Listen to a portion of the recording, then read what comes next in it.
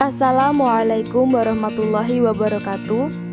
Perkenalkan, kami dari kelompok 5 kelas 1B Perbankan Syariah yang beranggotakan Niken Septiani, Nia Suciati, Rio Betrian, Anugrah Setiaji, dan Dewi Inayah Mustaqimah.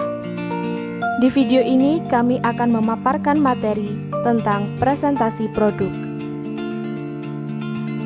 Pengertian presentasi produk.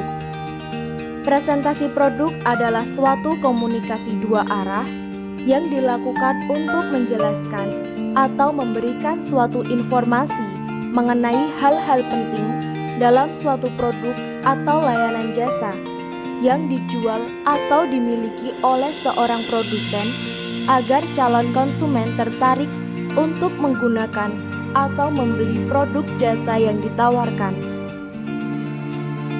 Berikut merupakan manfaat presentasi produk. Yang pertama, sebagai bahan penjelasan. Dalam sebuah lingkungan pekerjaan, presentasi merupakan suatu hal yang wajib dilakukan. Presentasi digunakan untuk menjembatani suatu penyampaian informasi kepada pihak ketiga. Yang kedua, dapat dipahami. Maksudnya, memudahkan seseorang untuk memahami tanpa harus membaca lagi buku. Namun, harus dengan catatan bahwa presentasi tersebut harus dengan materi yang lengkap, jelas, dan detail. Yang ketiga, terkesan eksklusif.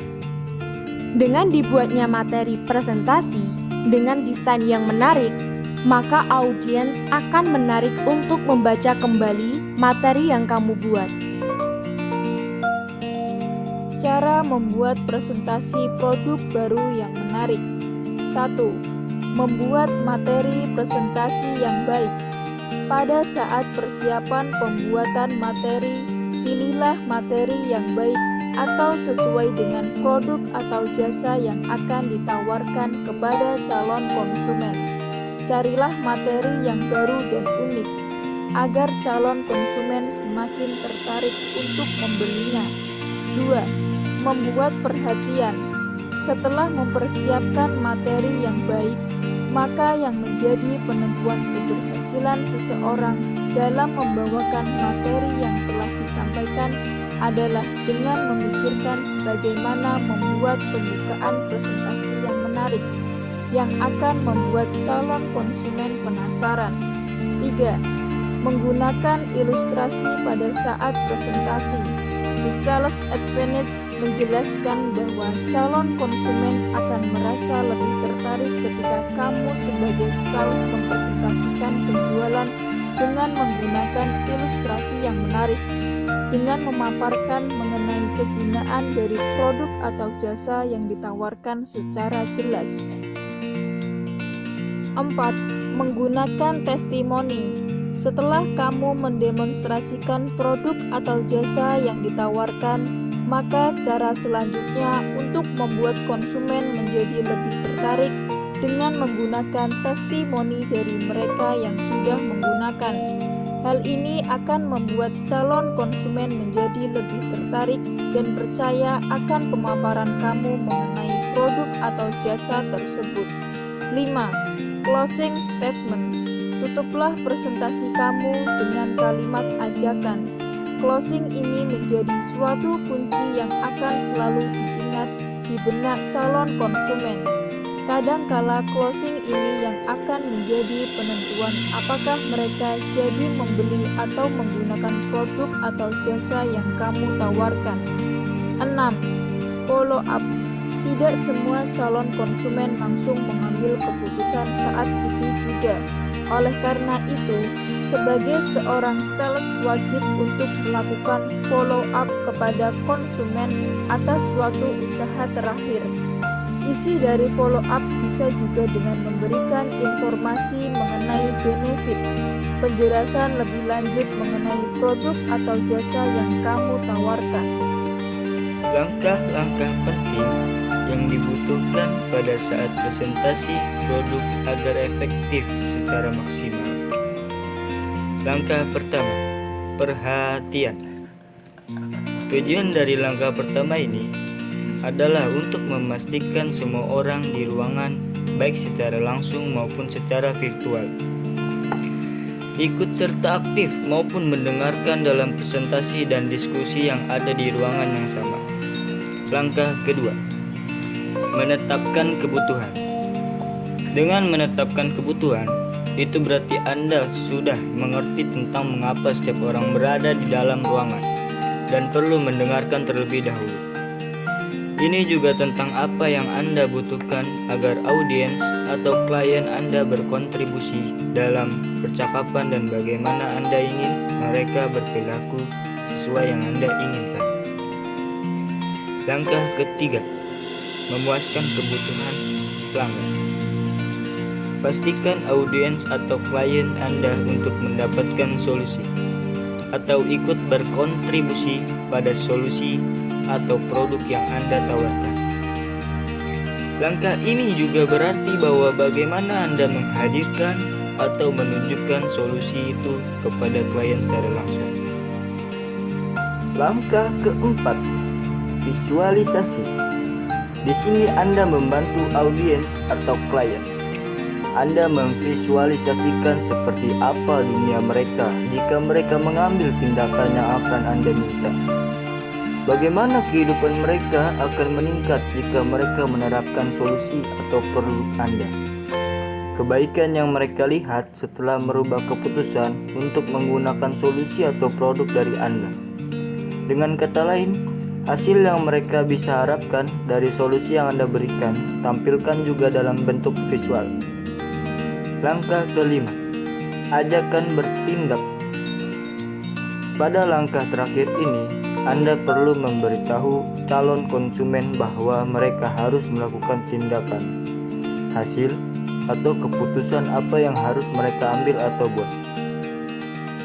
Dalam percakapan penjualan, Anda tidak akan sampai ke akhir pertemuan Anda tanpa menanyakan prospek bisnis Anda.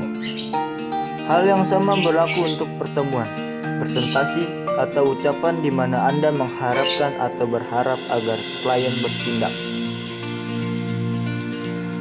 Ada pun beberapa faktor yang dapat mempengaruhi presentasi dengan baik.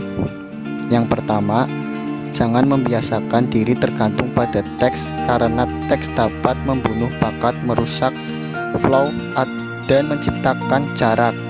Gunakan pointers sekedar membantu Anda. Kedua, ukur secara sungguh-sungguh dalam sungai. Pelajari dulu siapa konsumen Anda, latar belakangnya, jalan pikirannya, pendidikannya, dan pekerjaannya. Ketiga, jangan bicarakan yang tidak ingin konsumen dengar. Keempat, jangan biarkan konsumen jenuh. Jaga nada dan volume suara agar tidak monoton. Begitu mereka mulai jenuh, ajaklah berdialog dan lontarkan sedikit humor.